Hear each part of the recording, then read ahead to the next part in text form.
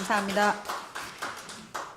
마지막으로 한정혜 단장님께서 심우정 검찰총장 등 주요 혐의자들에 대한 고발 사유를 브리핑해 주시겠습니다. 네, 반갑습니다. 심우정 검찰총장 자녀 특혜 채용비리 진상조사단 단장을 맡았던 국회의원 한정혜입니다. 우선 저희가 3월 말에 처음 의혹 제기가 되고 4월 초에 진상조사단이 꾸려져서 한 2달 정도 흔히 말하는 아주 이제 가열차게 달려왔는데요. 그 과정에서 함께 해주신 우리 위원님들 여러분께 진심으로 감사하다는 말씀을 드립니다. 저희가 이렇게 가만히 생각해 보시면 4월 초부터 6월까지 얼마나 많은 일들이 있었습니까? 그래서 정신이 정말 없었을 그 과정에서도 이거를 해야 되겠습니다. 공수처를 항의 방문을 해야 되겠습니다. 브리핑을 해야 되겠습니다라고 했을 때 시간들을 할애해 주시고 함께 고민해 주시고 또 찾아주시고 해서 굉장히 저희 진상조사단이 알차게 지난 2달 동안 꾸려왔던 것 같습니다. 이 자리를 빌려서 진심으로 감사하다는 말씀을 드립니다. 그간에 함께 해주셨던 진상조사단의 활동 결과에 따라서 오늘은 심우정 검찰총장 자녀 특혜 채용비리 주요 혐의자들에 대한 고발을 진행하게 되었습니다. 앞서서 몇몇 우리 위원님들께서도 말씀을 해주셨습니다만 고발 대상은 심우정 검찰총장, 조태열 외교부 장관, 박철희 현 주일대사, 외교부 공무직 채용 과정에서의 서류평가위원, 그리고 면접위원들입니다. 주요 고발 사유를 설명드리도록 하겠습니다. 먼저 2024년 국립외교원 채용 과정에서의 특혜 의혹입니다. 국립외교원은 2024년 1월 기간제 연구원 채용 과정에서 해당 분야의 석사학위 소지자 또는 학사학위 소지 후 2년 이상 관련 분야 근무자로 지원 요건을 명시했습니다. 그러나 심 총장 자녀는 당시 석사학위 취득 예정자로 자격을 갖추지 못했는데도 최종 합격했습니다. 외교부는 그간의 학위 취득 예정서를 제출할 경우에 자격 요건을 충족한 것으로 인정해왔다고 하지만 실제로 학위 취득 예정자가 합격한 사례는 심 총장 자녀 단 한 차례뿐입니다. 이에 대해서 외교부는 채용 공고문상 또 자격 요건 판단 기준일이 명시되지 않아서 채용 절차를 위반한 것이 아니라고 추가적으로 주장하고 있습니다만 외교부는 그간 자격 요건 판단 기준일을 공고일이 아닌 경우에는 채용 공고 마감일 또는 원서 접수 마감일 등을 명시해 왔습니다. 따라서 심 총장 자녀 채용권과 같이 별도의 기준일이 없다면 공고 마감일 또는 원서 접수 마감일을 기준으로 자격 충족 여건을 판단했어야 함에도 심 총장 자녀에게만 특별한 기준을 적용한 것입니다.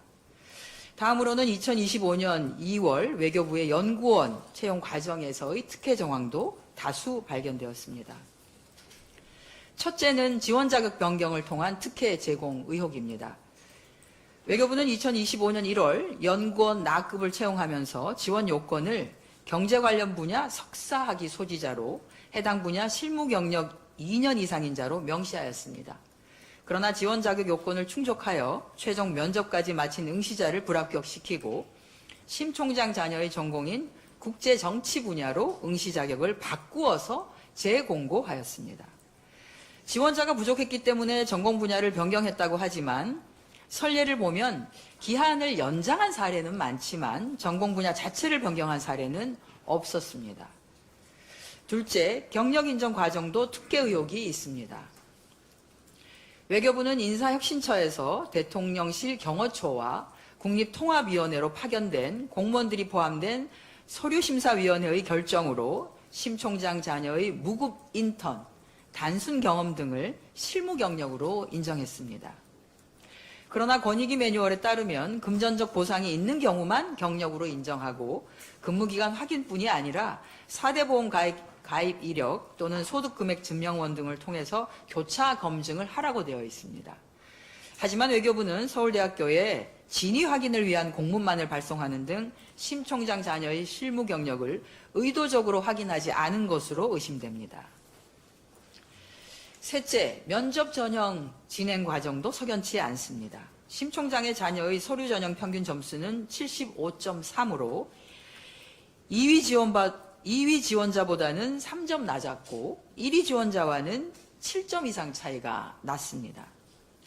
하지만 3인의 면접위원 중에서 2명이 심 총장 자녀에게 만점을 부여해서 서류 전형 1위였던 지원자는 면접 3위로 탈락해버렸고 심 총장 자녀는 면접에서 1위를 해 최종 합격했습니다.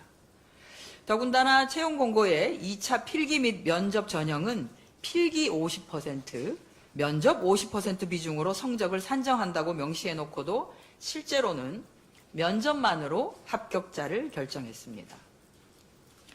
결론적으로 국립외교원 채용 당시 국립외교원장이었고 심 총장 자녀의 대학원 교수였던 박철희 주일대사가 직권을 남용해 채용상의 특혜를 제공했는지, 외교부 채용 과정에서 심우정 검찰총장과 외교부 장관 간의 공모관계가 있었는지 여부에 대한 수사가 필요합니다. 또한 권익위 매뉴얼을 위반해가면서 실무 경력을 인정한 서류평가위원과 면접 과정에서 특혜를 부여한 면접위원들에 대한 수사도 필요합니다. 수사 과정에서 이러한 불법적인 채용 비리에 적극 조력한 여타의 관련자들 역시 드러날 것으로 판단됩니다. 오늘 심우정 검찰총장 등에 대한 고발이 윤석열 정부 하에서 무너진 공정 그리고 정의를 바로 세우는 출발점이 되기를 기대합니다. 고맙습니다.